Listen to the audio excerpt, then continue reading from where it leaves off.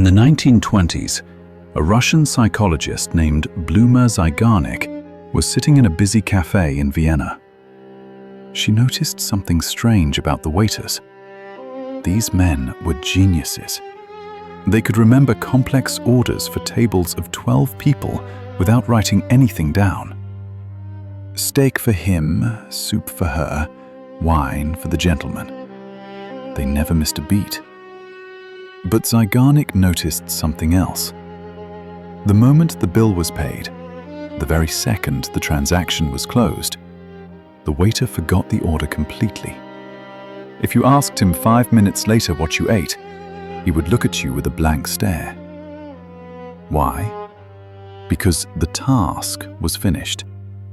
When the task was open, his brain kept the information in a special, high-priority glowing box in his mind. When the task was closed, his brain threw it in the trash. This is the Zeigarnik Effect. The brain remembers unfinished tasks better than finished ones. You are currently the victim of this effect.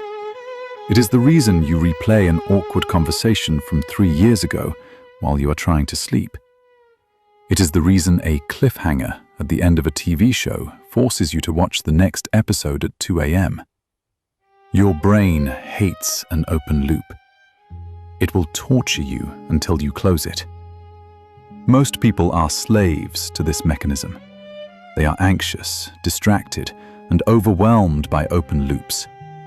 But the masters use it as a weapon. Today, we are going to teach you how to hack this glitch in your psychology.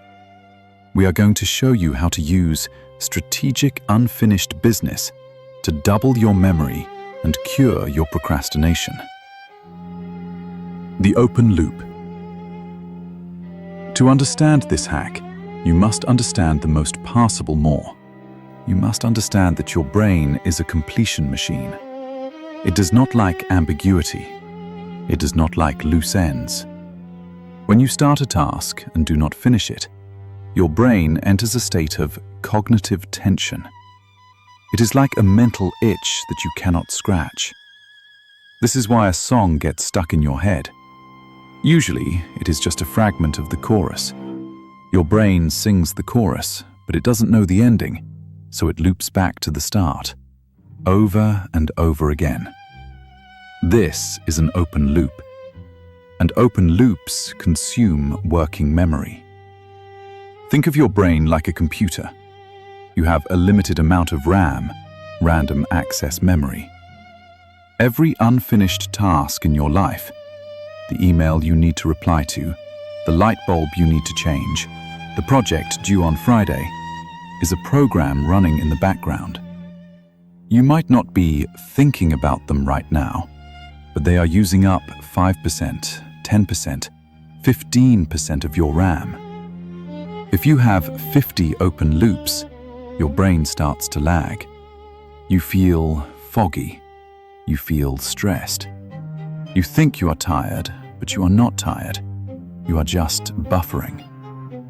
The Zeigarnik Effect explains why you can't focus on your family at dinner, because your brain is still secretly running the work problem simulation in the background. This is the dark side of the Zeigarnik Effect. It is the source of your anxiety. When you try to keep everything in your head, you are terrified. You will drop a ball. So your brain constantly pings you. Don't forget, don't forget, don't forget. It is exhausting. But here is the good news. Once you understand how the machine works, you can reverse the gears. You can stop being the victim of the open loop and start being the architect. The Hemingway hack. Ernest Hemingway was one of the most productive writers in history. He had a strange rule for his writing sessions. Most people write until they are exhausted. They write until they hit a wall, or until they finish the chapter. Then they stop. Hemingway said, "Stop when you are going good and when you know what will happen next." He would literally stop writing in the middle of a sentence, He would write, "The old man walked into the," and he would put the pen down. Why? Because he was intentionally creating a Zeigarnik loop. By leaving the sentence unfinished, his brain could not close the file on the story. All night long, while he was eating, drinking, and sleeping, his subconscious mind was chewing on that sentence. It was working on the story for him. When he sat down the next morning, he didn't have to face the terror of the blank page. He just had to finish the sentence. Bar and ordered a whiskey. And immediately, he was back in the flow. This is the cure for procrastination. Procrastination is usually just the fear of starting, the friction of cold starting a dead engine. If you park on a downhill slope, leave a task 90% done, you can roll start the engine the next day effortlessly. Do not finish your work. This sounds insane, but try it. If you are coding, leave one function incomplete. If you are writing a report, write the header for the next section and stop. Leave a bridge for your future self to walk across. You will find that you are actually excited to get back to work the next day, because your brain is desperate to close that loop. You can also use this for studying. If you want to remember something, do not finish the study session perfectly. Interrupt yourself. Stop in the middle of a concept. The tension of the unfinished concept will burn it into your long-term memory, far deeper than a completed session ever could. The brain remembers the cliffhanger. It forgets the resolution. The brain dump. We have talked about how to open loops to boost productivity. Now we must talk about how to close loops to kill anxiety. Remember the waiter? He forgot the order the moment the bill was paid. You need to pay the bill on the 500 tiny things clogging up your brain right now. You are walking around thinking, I need to buy cat food. I need to email my boss. I need to call my mum. Because these tasks are undefined and unwritten, your brain treats them as emergencies. It keeps spinning the wheel, burning glucose, trying to ensure you don't forget. This is why you are exhausted even on your day off. Science has found a loophole in the Zeigarnik Effect. Researchers at Florida State University discovered that you do not actually have to complete a task to get your brain to stop worrying about it. You just have to make a plan to do it. The moment you write down, "Call Mom, Sunday at 2 p.m., your brain marks the task as outsourced. It realizes, okay, it is written down, we are safe. We can stop spinning. The cognitive tension vanishes. The RAM is freed up. This is the power of the brain dump, or mind sweep. This is not a to-do list. A to-do list is often aspirational. A brain dump is an exorcism. Sit down with a piece of paper. Write down every single open loop in your life. The big things, Project X due Friday, and the tiny things, change the batteries in the remote. Do not stop until your brain is empty. When you look at that list, you will feel a physical wave of relief wash over you. You have moved the chaos from your internal hard drive, which is glitchy and emotional, to an external hard drive, paper, which is stable and unemotional. David Allen, the father of modern productivity, said it best. Your mind is for having ideas, not for holding them. If you treat your brain like a storage unit, it will be a messy storage unit. If you treat your brain like a factory, keep the floor clean. Write it down, schedule it, and watch your anxiety disappear like a closed tab. Erratic. We have discussed how to use the Zeigarnik Effect on yourself. Now we must discuss how to use it on others. If you understand how much the human brain hates an unfinished loop, you can become a master of influence.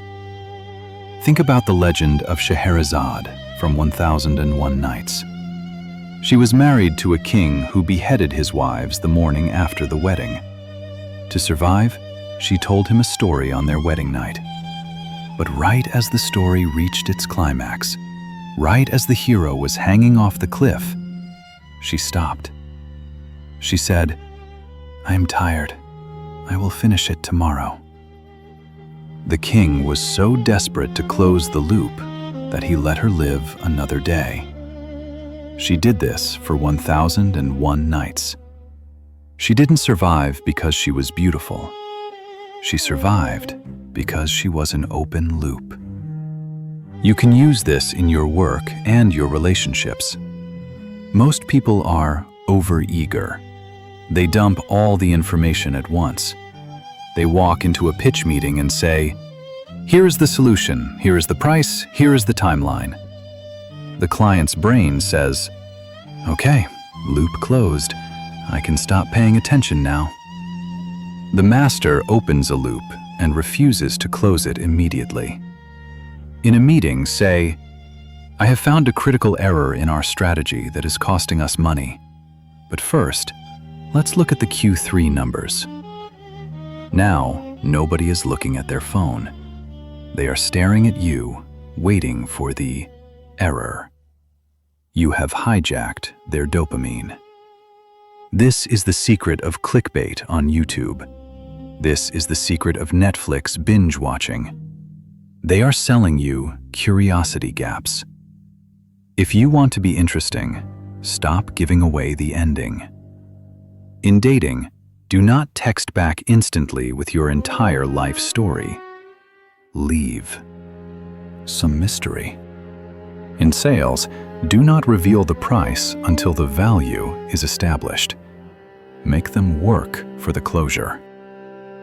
When you give people a complete picture, they consume it and move on. When you give them a puzzle with a missing piece, they carry you around in their head all day. The Zeigarnik Effect is not a bug in your software. It is a feature. It is an ancient survival mechanism designed to keep you alert until the hunt is finished. But in the modern world, where the hunt never ends, it can drive you mad. You have a choice today. You can let your open loops control you, waking you up at 3 a.m., making you anxious, stealing your focus. Or you can take control of the switch. You can be the master. Use the Hemingway hack to supercharge your work. Leave the sentence unfinished. Park on the hill. Use the friction of the open loop to pull you into the flow state tomorrow morning. But use the brain dump to protect your peace. When the day is done, write it down. Close the tab. Tell your brain, mission accomplished. Stand down. You must learn to be the bouncer of your own mind. You decide who gets to stay in the club and who gets kicked out. If an idea is useful, keep the loop open. Let it marinate.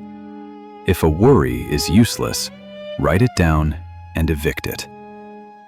Most people live their lives in a state of constant, low-grade panic because they are carrying 1,000 unfinished tasks in their arms. Put them down. Your brain is not a backpack. It is a supercomputer. Clear the RAM and watch how fast you can finally run. So tell me, what is the one zombie task that has been eating your brain for weeks? For example, that email to Dave, fixing the leaky faucet, booking the dentist. Identify the loop. Write it in the comments.